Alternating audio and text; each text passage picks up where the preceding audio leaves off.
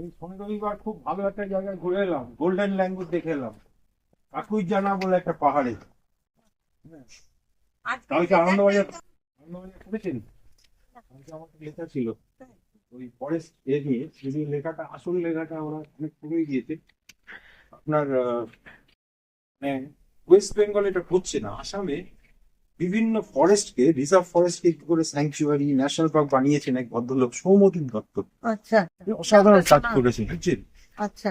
এই golden ল্যাঙ্গুরকে preserve করেছে চক্রশিলাতে, কোকরাঝাড়ের কাছে। আর এই যে কাকুইজনি বলে যে জায়গাটা গিয়েছিলাম, হুম সেই জায়গাটা হচ্ছে আপনার সবচেয়ে বেশি দেখা যায়। টেম্পারেচারের উপরে ডিপেন্ড করে আমাকে আমার প্রজেক্টটা তৈরি করতে হবে। টিস্যু কালচারে যে টেম্পারেচারটা লাগে সেটা আমি দিতে পারছি, সেটা দিতে গেলে আমাকে 24 আওয়ার্স এসি চালাতে হবে।